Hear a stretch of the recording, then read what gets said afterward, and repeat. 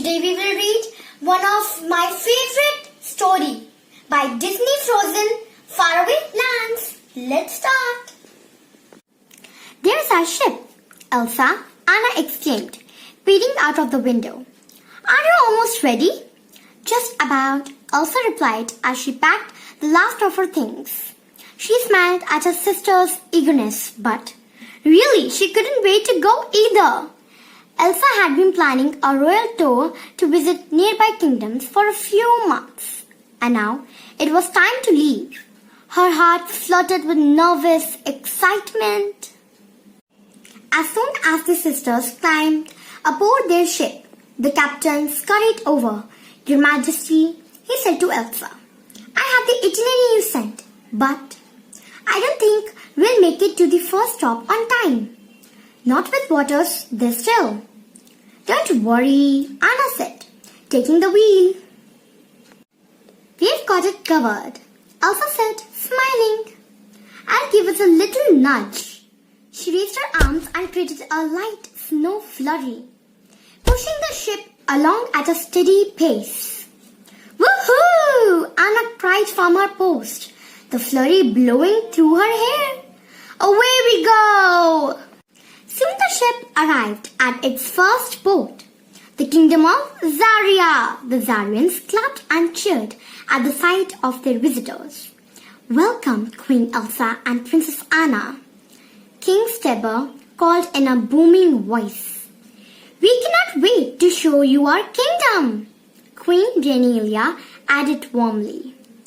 "Thank you," Anna and Elsa said together, bowing to their host. First, the king and queen of Zaria invited the sisters to have lunch. Anna and Elsa enjoyed lively conversation and tasty food they had never tried before. Renelia thought I couldn't talk when we first met. I was so nervous around her. King Steber told them. "Oh, that's sweet," Anna said. "Yes, except now he won't stop talking." Queen Renelia choked playfully. Then Anna and Elsa were taken on a tour of Zaria's prized gardens, where there were many colorful and sweet-smelling blossoms and shrubs on display. Elsa pointed out a flower that looked remarkably like their friend, Olaf. "We'll be sure to give you some of those seeds to take home," then King Steber said. That night, they were treated to a grand festival. "We've heard so much about your special talents," Queen Renelia said to Elsa. "Won't you show us some of your magic?" Suddenly, Elsa felt very shy.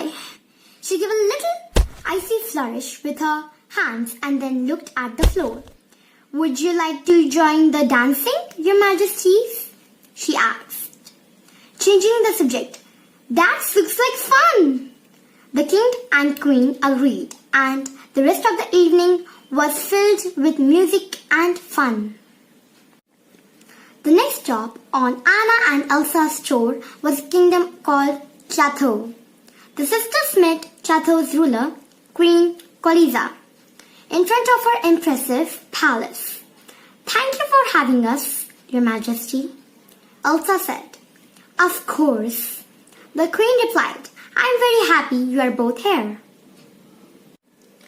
Queen Coliza first took the sisters on a walk through the kingdom's rainforest, where they saw many unique animals. Anna was fond of some particularly bashful furry creatures.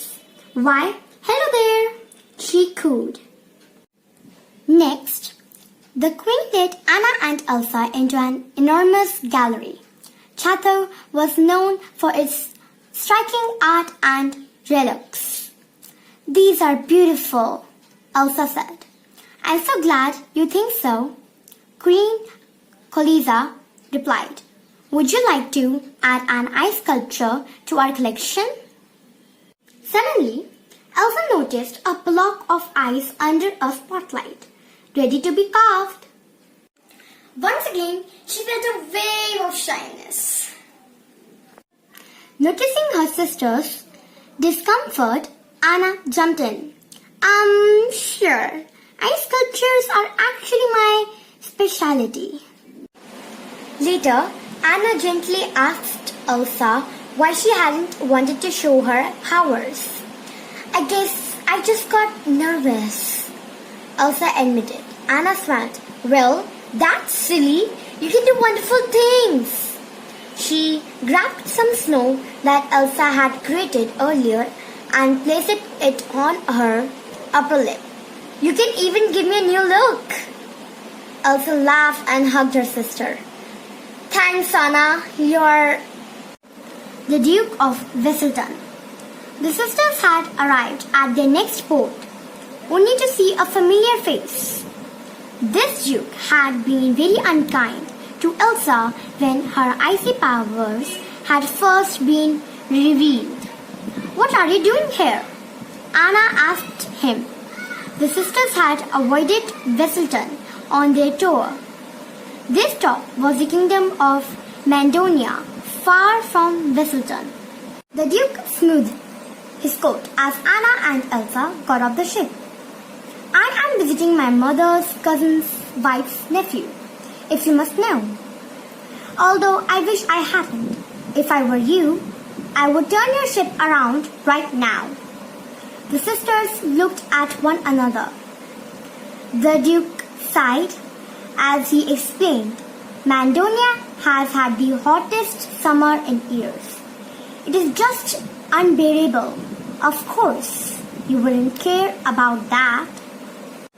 Take us to the kingdom, Elsa said firmly to the Duke. Anna grinned.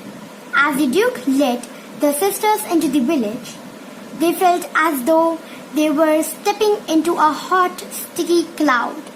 The Mandonians were sprawled out, sweaty and tired. Now, Elsa didn't feel shy at all. She knew she had to help these people to cool down. After she had conjured some snow clouds, Elsa saw the townspeople start to come to life. It's working, the Duke cried in surprise. Why don't you get us some lemonade? Elsa prompted him. She started making some frosted mugs out of ice. Thank you, Queen Elsa. Thank you, the crowd cheered. Soon, Mandonia became a frozen wonderland. The citizens even had enough energy to slide down the new snowy piles on wooden boards. I suppose I thank you is in order, the Duke said begrudgingly. I frankly don't know where to begin. Well, you could grab a board, Elsa suggested, winking at Anna. The Duke turned red and started spluttering. Well, a Duke would never, it isn't? It's okay. We'll show you how it's done, Anna called, racing her sister down the hill. A few hours later, it was time for Anna and Elsa to return to Arendelle. They boarded their ship and waved goodbye to their new friends. Did you have a good trip? Anna asked her sister. I did, Elsa replied as she created a blast of snow to direct them homewards. I would say that was the best royal tour ever. Until next time, that is, thank you.